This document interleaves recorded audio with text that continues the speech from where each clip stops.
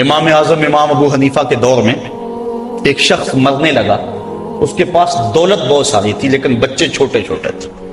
اس نے تھیلے کے اندر سونا ڈالا کہ یہ کسی کے سپرد کر جاؤں کہ میرے بچے بڑے ہوں تو ان کو دے دے۔ سوچا غریب کو دیا تو وہ سنبھال نہیں سکے گا، بچوں کو دیا تو وہ ضائع کر دیں گے۔ ایک دوست تھا اس کا امیر ترین، اس کو کہا کہ میاں یہ سونا اور تھیلا ہے، ساتھ وصیت نامہ لکھا، جب میرے بچے بڑے جوان ہو جائیں، بالغ ہو جائیں تو جو تیرا جی چاہے ان بچوں کو دے دینا۔ یہ اس نے وصیت کی اور وہ سب کچھ اس کے سپرد کیا۔ بچے جوان ہوئے، اس نے لوگوں کو بلایا، بچوں کو بلایا، سونا تھیلا سب کچھ سامنے رکھا، وصیت نامہ پڑھا کہ ان کے باپ نے جب مرتے ہوئے مجھے یہ سونا تھیلے میں ڈال کر دیا تو ساتھ یہ وصیت نامہ لکھ کر دیا کہ جب میرے بچے جوان ہوں گے جو تیرا جی چاہے بچوں کو دے دے۔ تو اس نے سونا اپنے پاس رکھ لیا اور خالی تھیلا بچوں کو دے دیا۔ اب سارے کہیں ظلم ہوا ہے، یتیموں کے ساتھ ظلم ہوا ہے، لیکن کریں کیا کہ وصیت نامہ ہی ایسا تھا، نہ عدالتی چارہ جوئی ہو سکتی ہے، نہ اس کو کہا جا سکتا ہے۔ سارے کہیں ظلم ہوا، علماء سے پوچھا، کہا ظلم ہوا، لیکن کیا کہا جا سکتا ہے؟ وصیت نامہ کے اندر بات ہی ایسی تھی کہ اس نے زیادتی کی ہے اور سب کچھ خود رکھ لیا۔ امام اعظم امام ابو حنیفہ سراج الامہ امام الائمہ، آپ کی خدمت میں لوگ حاضر ہوئے کہ یوں یتیموں کے ساتھ یہاں زیادتی ہوئی، لیکن وصیت نامے کی عبارت اس طرح کی تھی، اس لیے کوئی بول بھی نہیں سکتا، آپ کو ارشاد فرمائیں۔ کہا دوبارہ سب لوگوں کو جمع کر لو، اسے بھی بلا لو، بچوں کو بھی بلا لو۔ بلا لیا گیا، کہا میاں وصیت نامہ پڑھو۔ وصیت نامہ پڑھا گیا کہ یہ سونا ہے، تھیلے میں ڈال کے تجھے دے رہا ہوں، جب میرے بچے جوان ہو جائیں گے جو تیرا جی چاہے وہ بچوں کو دے دینا۔ آپ نے فرمایا پھر پڑھو، اس نے پھر پڑھا۔ کہا اب تم بتاؤ تمہارا جی سونے کو چاہ رہا ہے یا تھیلے کو چاہ رہا ہے؟ اس نے کہا میں تو سونا رکھنا چاہتا ہوں۔ کہا وصیت نامہ پڑھو، وصیت میں ہے جب بچے جوان ہوں گے جو تیرا جی چاہے وہ بچوں کو دے دینا۔ اب تیرا جی تو سونے کو چاہ رہا ہے اور وصیت میں لکھا بھی یہ ہے کہ جو تیرا جی چاہے وہ بچوں کو دے دے، لہٰذا سونا دینا، بچوں کو تھیلا رکھ خود۔ تو امام اعظم نے اس طرح ان یتیموں کی مدد فرمائی۔ حضرت امام اعظم ابو حنیفہ علیہ رحمہ، آپ اپنے ایک شاگرد کو وصیت کرتے ہیں، غالباً حضرت زید ان کا نام ہے، کہ جب آپ کسی شہر میں جاؤ تو گھوڑا اچھا رکھو، لباس اچھا پہنو، لوگوں کے ساتھ میل جول اچھا رکھو، کوشش کرو کہ بحث تکرار کی نوبت نہ آئے، اور اگر بحث کی کسی سے نوبت آ جائے تو پہلے اس کا موقف سنو، اور پھر اس کا موقف سننے کے بعد اس کی جو درست باتیں ہیں ان کی تائید کرو، ان کی تصویب کرو کہ تم نے یہ درست کہا، اور جن باتوں سے آپ متفق نہیں ہیں تو آپ کہو کہ آپ نے جو کہا یہ آپ کا موقف ہے، لیکن اس کے مقابل میرا موقف یہ ہے، اور میں اس موقف میں اکیلا نہیں ہوں، میرے ساتھ یہ فلاں فلاں اہل علم موجود ہیں۔ گزرے ہوئے بزرگوں کے اسماء بیان کرو اور ان کا موقف بیان کرو، پھر اپنے دلائل دو۔ دلائل دینے کے بعد پھر اس پہ مصر نہ ہو جاؤ کہ یہ مانے گا تو پھر میں اٹھوں گا۔ دلائل اس کی جیب میں ڈال کر کے، اس کے کوٹ میں گیند ڈال کر کے آپ گھر آ جاؤ، اللہ نے ہدایت دینی ہے، لکھا ہوا تو ہدایت مل جائے گی، ہمارے اوپر پہنچا دینا ہے۔ آج ممبر پہ ہم یہی کہتے ہیں، جب خطبہ ختم کرتے ہیں تو یہ کہتے ہیں نا وَمَا عَلَيْنَا إِلَّا، ہمارا کام پہنچا دینا ہے، لیکن یہ ہم یوں ہی کہہ رہے ہوتے ہیں۔ رویہ یہ ہوتا ہے کہ جو ہماری بات مانے گا نہیں، ہمارے موقف کو تسلیم نہیں کرے گا، وہ دار اسلام سے خارج ہے۔ تو ایسا نہیں ہے، وَمَا عَلَيْنَا إِلَّا الْبَلَاغُ، ہمارا کام پہنچا دینا ہے۔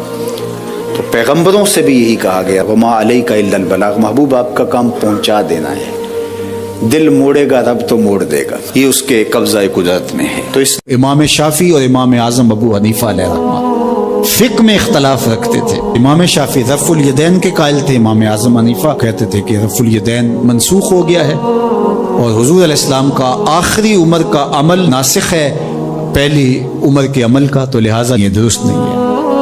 لیکن امام شافعی کہتے تھے میرے پاس یہ دلائل ہیں۔ خیر امام شافعی اپنے شاگردوں کے ہمراہ امام اعظم ابو حنیفہ کے مزار پہ آئے، تو وہاں جب نماز کا وقت ہوا تو امام شافعی نے نماز پڑھی تو رفع الیدین نہیں کیا۔ تو شاگردوں نے بعد میں سوال کیا کہ حضرت رفع الیدین نہیں کیا. فرمایا اتنے بڑے امام کے سامنے مجھے اپنی تحقیق پہ عمل کرتے شرم آتی. تو کہا لن تنالوا البر حتی تنفقوا مما تحبون، تم اتنی دیر تک نیکی کی حقیقت کو نہیں پہنچ سکتے جب تک اس کو تم اللہ کی راہ میں خیرات نہ کرو جس کو تم خود پسند کرو.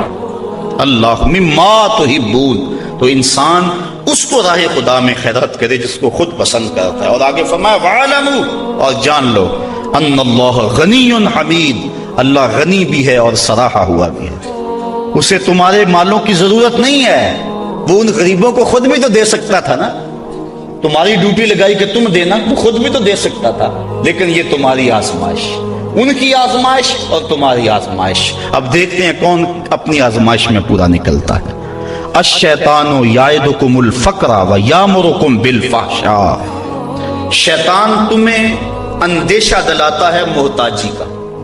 اگر تم نے اللہ کی راہ میں دیا تو تم محتاج ہو جاؤ گے، تمہارے پاس اتنی دولت نکل جائے گی. وَيَأْمُرُكُمْ بِالْفَحْشَاءِ، اور تمہیں بے حیائی کا حکم دیتا ہے. بے حیائی سے یہاں مراد علماء تفسیر فرماتے ہیں بخل ہے، کنجوسی ہے. اور کنجوسی کو بے حیائی اس لیے کہا گیا کہ اس سے بڑی کیا بے حیائی ہوگی کہ غریب نانے شبینہ کو ترستا ہو اور امیر دولت کو سنبھال کے بیٹھ جائے. یہ بے حیائی نہیں ہے تو اور کیا ہے. وہ کیا کسی نے کہا تھا، گندم امیر شہر کی ہوتی رہی خراب، بچی مگر غریب کی فاقوں سے مر گئی. تو اس سے بڑی بے حیائی کیا ہوگی کہ ایک گھر میں گھی کے چراغ جلتے ہوں، ایک گھر کے اندر فضول خرچیوں پر مال لنڈھائے جا رہے ہوں، اور دوسری طرف بیوہ کی یتیم بچیاں گھر میں بوڑھی ہو رہی ہیں اور کوئی ان کا رشتہ قبول نہ کرتا ہو کہ ان کے پاس دینے کے لیے کچھ نہیں ہے. اور ہم پیسے اڑا دیں اپنے نفس کی خواہش کے لیے جو ہے وہ لاکھوں روپے خرچ کریں اور اپنی گلی میں ان غریبوں اور یتیموں کا لحاظ نہ رکھیں. تو اس سے بڑی بے حیائی اور کیا ہو سکتی ہے. اللہ تعالیٰ نے بخل کو جو ہے وہ فحشاء کے ساتھ تعبیر کیا کہ شیطان تمہیں بے حیائی کا حکم دیتا ہے. واللہ یعدکم مغفرۃ منہ وفضلا، اور اللہ تمہیں مغفرت کا اور اپنی جناب سے فضل کا وعدہ دیتا ہے. تم اس کی راہ میں خرچ کر کے تو دیکھو وہ تمہارے گناہوں کو معاف کر دے گا. اور جب تم اس کی راہ میں خرچ کرو گے تو اس کا فضل ہوگا، یعنی تمہارا مال کم نہیں ہوگا. عقل یہی کہتی ہے، شیطان بھی یہی وعدہ دیتا ہے. اکاؤنٹنٹ سے پوچھو تو وہ بھی کہتا ہے کہ اتنے خرچ کرو گے تو اتنے کم ہوں گے. کیلکولیٹر بھی یہی حساب دیتا ہے. لیکن اللہ کہتا ہے میں وعدہ دیتا ہوں فضل کا، تم خرچ کر کے دیکھو تمہارے مال بڑھا دوں. اور میں ایک مثال دیا کرتا ہوں، پرانے دور میں یہ ہم نے بھی دیکھا ہوا دور کہ کنویں سے پانی نکال کر کھیتوں کو ہم سیراب کیا کرتے تھے. پھر دیکھتے دیکھتے ٹیوب ویل آ گئے تو ان سے پانی ہم اپنے کھیتوں کو دینے لگے. وہ جو کنویں تھے ان کو باقاعدہ بند نہیں کیا. لیکن اب کہیں کوئی پرانا کنواں ہو تو وہاں جا کر دیکھو، ایک تو پانی بہت نیچے جا چکا ہے، دوسرا ڈول ڈال کر نکالو گے تو گندا ہو چکا ہے، سونگو گے تو بدبودار ہو چکا ہے. پانی وافر تھا، شفاف تھا، کثیر تھا، پاکیزہ تھا. لیکن اب وہی پانی نیچے بھی چلا گیا، نہ اس کی فراوانی رہی، نہ اس کی تازگی رہی، نہ اس کا وہ شفاف پن رہا. کیوں؟ اس لیے کہ جب وہ کنواں اپنا باہر دیتا تھا نیچے سے سوتے پھوٹتے تھے. جتنا لٹاتا تھا اللہ اور دے دیتا تھا. جب اس نے باہر دینا چھوڑ دیا اللہ نے اس کو عطا کرنا چھوڑ دیا. اس لیے اس کی راہ میں دیتے جاؤ گے اللہ خزانوں کے منہ تمہارے لیے کھول دے گا. تمہارے مال میں خدا کی راہ میں دینے سے کبھی کمی نہیں آئے گی. اگر کسی کا مال کم ہوا ہے، کاروبار لوگوں کے دیکھیں ہم نے بڑے بڑے کاروبار اس میں ختم ہو جاتے ہیں. تلک الایام نداولها بین الناس، دن پلٹتے رہتے ہیں، آج اور کل کیفیت اور. اس کی وجہ یہ نہیں ہے کہ اس نے راہ خدا میں لٹایا تو اس لیے ایسا ہوا، اس کی وجہ اور ہے. اس لیے راہ خدا میں جتنا مرضی مال دو گے کم نہیں ہوگا، بلکہ اللہ تعالیٰ وعدہ دیتا ہے کہ تم اس کے راہ میں دو گے تمہارا مال بھی بڑھا دوں گا اور تمہاری بخشش بھی فرما دوں گا. اللہ اکبر. یؤتی الحکمت من یشاء، یہ ساتھ ہی ذکر تھا مال کے خرچ کرنے کا، یہاں ذکر حکمت کا کر دیا. وہ جسے چاہے حکمت دے دیتا ہے. مطلب کیا؟ راہ خدا میں خرچ کرنے کا جذبہ، یہ بڑی دانائی کی بات ہے۔ وَمَن يُؤْتَ الْحِكْمَةَ فَقَدْ أُوتِيَ خَيْرًا كَثِيرًا، اور جس کو حکمت دی گئی اس کو بہت ساری بھلائی دی گئی۔ وَمَا يَذَّكَّرُ إِلَّا أُولُو الْأَلْبَابِ، اور نہیں نصیحت پکڑتے مگر عقل والے۔ بے وقوف نصیحتیں نہیں پکڑتے، عقل والے نصیحتیں پکڑتے ہیں۔ وَمَا أَنفَقْتُم مِّن نَفَقَةٍ أَوْ نَذَرْتُم مِّن نَذْرٍ، اور جو تم خرچ کرو یا کوئی نظر مانو، بے شک اللہ فَإِنَّ اللَّهَ يَعْلَمُهُ، بے شک اللہ اسے جانتا ہے۔ وَمَا لِلظَّالِمِينَ مِنْ أَنصَارٍ، اور ظالموں کا کوئی مددگار نہیں ہے۔ إِن تُبْدُوا الصَّدَقَاتِ فَنِعِمَّا هِيَ، اگر تم صدقے ظاہر کرو تو اللہ اسے جانتا ہے۔ فَنِعِمَّا هِيَ، تو وہ تمہارے لیے بہتر ہیں۔ وَإِن تُخْفُوهَا، اگر تم انہیں چھپا لو۔ وَتُؤْتُوهَا الْفُقَرَاءَ، اور غریبوں کو فقراء کو دو۔ فَهُوَ خَيْرٌ لَكُمْ، تو وہ بھی تمہارے لیے بہتر ہے۔ یعنی اگر تم صدقوں کو ظاہر کر کے دو تو یہ بھی بہتر، اگر چھپا کے دو تو یہ بھی بہتر۔ امام غازی تفسیر کبیر کے اندر اسی آیت کریمہ کے تحت 5-6 چیزیں بیان فرمائی کہ صدقہ کب چھپا کے دینا چاہیے اور کب ظاہر دینا چاہیے۔ گفتگو وہ لمبی ہے، میں ایک بات عرض کر کے اجازت چاہوں گا اور بات آگے بڑھاؤں گا۔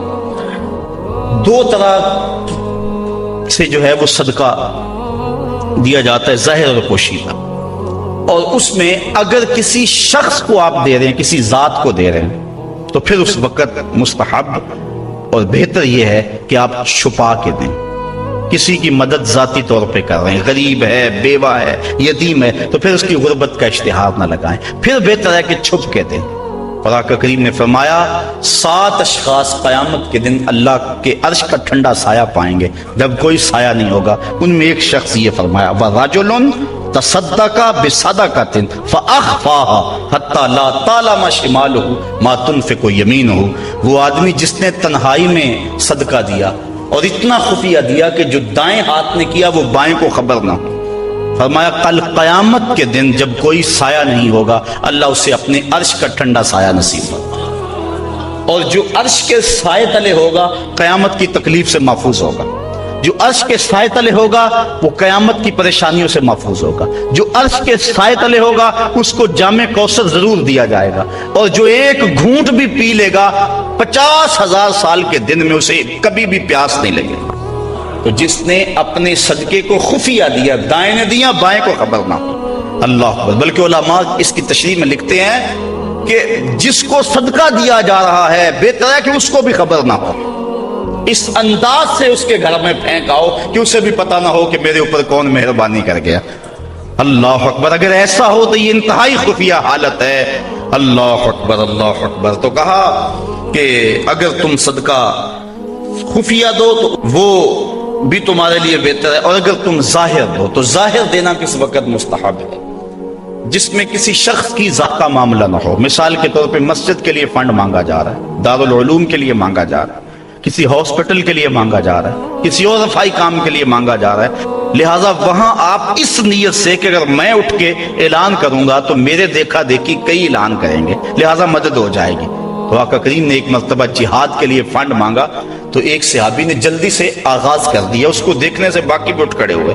تو آقا کریم نے اس وقت فرمایا تھا من سنہ فی الاسلام میں سنتن حسنتن فلہ اجرہا، جس نے اسلام میں ایسے اچھے طریقے کو رائج کیا اللہ تعالیٰ اس کو اس کا اجر عطا فرمائے گا، اور اس کے دیکھا دیکھی جس نے اس کام کو کیا اللہ اس کا اجر بھی اسے عطا فرمائے گا۔ تو اس نیت سے اگر ظاہر کر لیا جائے تو وہ زیادہ فضیلت والا ہے۔ دوسرا، اگر آپ خفیہ کی بجائے اعلانیہ کرتے ہیں تو اس سے آپ کے نفس پر ریاکاری کا امکان پیدا ہو جاتا ہے، تو پھر بہتر یہ ہے کہ ریاکاری سے بچنے کے لیے خفیہ صدقہ کیا جائے تاکہ اللہ تعالیٰ آپ کے اس عمل کی برکت آپ کو نصیب فرمائے، ورنہ ایسا ہوگا کہ ریاکاری سے سب کچھ برباد ہو جائے گا۔ آگے ارشاد فرمائے وَيُكَفِّرُ عَنْكُم مِّن سَيِّئَاتِكُم، اگر تم اللہ کی راہ میں چھپ کے یا ظاہر صدقہ کرو گے تو اللہ کے نزدیک وہ بہتر ہے، اور وہ اس سے تمہارے گناہوں کو اتار دے گا، یعنی صدقہ دینے سے جو ہے وہ گناہ مٹتے ہیں۔ وَاللَّهُ بِمَا تَعْمَلُونَ خَبِيرٌ، اور جو تم کر رہے ہو اللہ اس کو دیکھ رہا ہے، نہیں کسی نے دیکھا، جس کو تم نے دیا اس نے بھی نہیں دیکھا، کسی کو نہیں کانوں کان خبر ہوئی، لیکن جس کے لیے دے رہے وہ تو دیکھ رہا ہے۔ اللہ اکبر۔ یہ اپنی اپنی نیت پر منحصر ہے کہ کس کی نیت کیا ہے۔ لیسا علیک ہداہم ولکن اللہ یہدی من یشاء، اے حبیب آپ کے اوپر لازم نہیں ہے کہ ان کافروں کو جو ہے وہ آپ ہدایت دیں، بلکہ اللہ جس کو چاہتا ہے ہدایت دے دے۔ یہ کفار کو صدقہ دینے کے جواز پر آیت نازل ہوئی۔ صحابہ صدقہ اپنا دیتے تھے، اپنوں کو مسلمانوں کو بھی، لیکن ان کے رشتہ دار کافر بھی ہوتے جو پریشان ہوتے، تو دل میں آتا یہ کافر ہیں، تو اللہ تعالیٰ نے اجازت دی کہ ان کو بھی آپ دے سکتے ہیں۔ تو کافر کو صدقہ واجبہ نہیں لگتا، یعنی زکوٰۃ نہیں لگتی، صدقہ فطر نہیں لگتا، اور جو منت کا جو صدقہ ہے وہ نہیں لگتا، واجبہ نہیں لگتا، نافلہ صدقے جو ہیں ویسے تعاون کر دیا جائے تو وہ اس کو لگ جاتا ہے۔ اس کی دلیل قرآن مجید کی یہ آیت ہے، وَمَا تُنْفِقُوا مِنْ خَيْرٍ فَلِأَنفُسِكُمْ، اور تم جو اچھی چیز دو تو تمہارا ہی اس میں بھلا ہے، فائدہ تمہیں ہی ہوگا، تمہارا ہی بینک ہے۔ وَمَا تُنْفِقُونَ إِلَّا ابْتِغَاءَ وَجْهِ اللَّهِ، اور تمہیں خرچ کرنا مناسب نہیں مگر اللہ کی رضا چاہنے کے لیے۔ وَمَا تُنْفِقُوا مِنْ خَيْرٍ يُوَفَّى إِلَيْكُمْ، اور جو مال تم خدا کی راہ میں دو گے اس کا تمہیں پورا پورا اجر ملے گا۔ وَأَنْتُمْ لَا تُظْلَمُونَ، تمہارے سے ظلم نہیں کیا جائے گا، جدیہ اس کا پورا پورا اجر ملے گا۔ لِلْفُقَرَاءِ الَّذِينَ أُحْصِرُوا فِي سَبِيلِ اللَّهِ، یہ کہا کہ کافروں کو تم صدقہ دے سکتے ہو، لیکن فرمایا تمہارے صدقے کے زیادہ حقدار وہ ہیں، کون؟ لِلْفُقَرَاءِ الَّذِينَ، وہ فقیر لوگ، احسروا فی سبیل اللہ، جو اللہ کی راہ کے اندر رکے ہوئے ہیں۔ اس سے مراد احسروا فی سبیل اللہ سے مراد مفسرین نے اصحاب صفہ لیے ہیں۔ یہ 400 کے قریب صحابہ تھے، 300 سے لے کر 400 تک ان کی تعداد مختلف روایات میں آئی ہے۔ جو مسجد نبوی میں رہتے تھے، ان کا نام کوئی گھر تھا نہ ان کے اہل تھے، بس سارا دن مسجد نبوی میں رہتے۔ حضور نے ان کے لیے ایک چبوترا بنوا دیا جس کو صفہ کا چبوترا کہا جاتا ہے، تو وہ اس پہ بیٹھے رہتے، حضور کے انتظار میں رہتے، آقا کریم آتے تو وہ حضور سے دین سیکھتے، بلا تعین اوقات حضور سے دین سیکھتے۔ کسی غزوے پر حضور ان کو چاہتے تو ساتھ لے جاتے، کسی سرایہ پہ بھیجتے تو وہ حضور کے حکم کی جو ہے وہ تعمیل کرتے۔ زیادہ کوشش کرتے کہ وہ لکڑیاں اکٹھی کر کے ان کو بیچ کر اپنے پیٹ کا گزارا کرتے، لیکن مصروفیت چونکہ تعلیم دین میں تھی تو وہ کمائی نہیں کر سکتے تھے۔ اللہ تعالیٰ جل شانہ نے یہاں باقاعدہ یہ بات ارشاد فرما دی، لا یستطیعون ضربا فی الارض، وہ زمین پر چل نہیں سکتے، یعنی باقاعدہ وہ کاروبار نہیں کر سکتے کیونکہ وہ دین کے علم کے لیے رکے ہوئے ہیں۔ کہا تمہارے صدقے کے زیادہ حقدار یہ طلباء ہیں، دین والے لوگ جو سب کچھ چھوڑ کے دین سیکھ رہے ہیں۔ یحسبہم الجاہل اغنیاء من التعفف، سوال نہ کرنے کی وجہ سے اس کو ناواقف آدمی سمجھتے ہیں یہ تو بڑے ٹھیک ٹھاک ہیں، یہ تو غنی ہیں، کیونکہ ہر بندہ اندر نہیں جھانک سکتا۔ وہ کیا کسی نے کہا تھا نا، ہستی پلکوں کے نیچے غم بھی پلتے ہیں، ہستی پلکوں کے نیچے غم بھی پلتے ہیں، مگر کون دیکھتا ہے اتنی گہرائی میں۔ تو وہ بظاہر ان کے چہرے مورے ایسے ہیں کہ لگتا یہ ہے کہ یہ بڑے ٹھیک ٹھاک، ضرورت ہی نہیں ہے، لیکن مالداروں کے اوپر لازم ہے کہ ان کو بھی تلاش کریں جو مانگتے نہیں اور ان کے گھر جا کے ان کی اعانت کر کے آئیں۔ اللہ نے اپنے محبوب سے مخاطب کر کے کہا، تعرفہم بسیماہم، محبوب تو ان کی پیشانیوں سے پہچان لیتا، لوگ نہ جانے تجھے تو پتا ہے نا۔ حضرت ابو ہریرہ رضی اللہ تعالیٰ عنہ باہر آ کے بیٹھ گئے، کہتے مجھے بھوک بڑی لگی ہوئی تھی اور اتنی بھوک کہ گزارا نہیں ہو رہا تھا، بیٹھا نہیں جا رہا تھا۔ میں نے کہا کوئی آدمی گزرتا میرے چہرے کو دیکھ کے پہچان لے گا۔ پھر ایک صحابی آئے، میں نے ان سے ایک مسئلہ پوچھا، وہ مسئلہ بتا کے چلے گئے۔ دوسرے آئے، میں نے قرآن کی آیت کے بارے میں پوچھا، وہ بتا کے چلے گئے۔ پھر دل و قلب و نگاہ کے مرشد اولین آ گئے۔ میں نے حضور سے مسئلہ پوچھا، حضور نے کہا ابو ہریرہ بھوک لگی ہوئی ہے؟ میں نے کہا ہاں حضور بھوک لگی ہے۔ پوچھا مسئلہ؟ آقا کریم میں بھوک لگی ہے؟ ہاں حضور بھوک لگی ہے۔ مسئلہ ہی یہی تھا؟ کہتے ہیں آ جاؤ میرے ساتھ آ جاؤ۔ پھر وہ روایت آپ علماء سے سنی کہ حضور اندر چلے گئے، اجازت دی۔ حضرت ابو ہریرہ فرماتے ہیں میں دیکھا دودھ کا ایک پیالہ پڑا، کہا ابو ہریرہ جاؤ جو صفہ پہ بیٹھے ان کو بھی بلا لاؤ۔ میں سوچا وہ تو 70 ہیں اور دودھ کا پیالہ ایک، لیکن حضور کا حکم تھا، میں بلا لایا، کہا اب ان کو پلاؤ۔ کہا پریشان تھا لیکن جب پہلے نے پیا ذرا بھی کم نہ ہوا۔ میں سمجھ گیا حوض کوثر کی نہروں سے کنیکشن جڑ گیا ہے۔ کہا کہ ان سب کو پلاؤ، کہا ایک نے پیا، پھر دوسرے نے پیا، 70 آدمی دودھ پی گئے۔ اللہ اعلیٰ حضرت فرماتے ہیں ہاں جناب ابو ہریرہ، کیسا تھا وہ جام شیر جس سے 70 سالوں کا دودھ سے منہ بھر گیا۔ اللہ اکبر۔ کہتے ہیں پھر حضور نے مجھے پلایا، کہا اور پیو اور پیو، حتیٰ کہ میں سراب ہوا، حضور اب نہیں پیا چاہتا۔ پھر آقا کریم وہ پیالہ لیا۔ استاذ المکرم فرمایا کرتے تھے یہ تو دیکھتے ہو کہ ایک دودھ کا پیالہ 70 کے لیے کافی ہو گیا، یہ بھی تو دیکھو کونین کا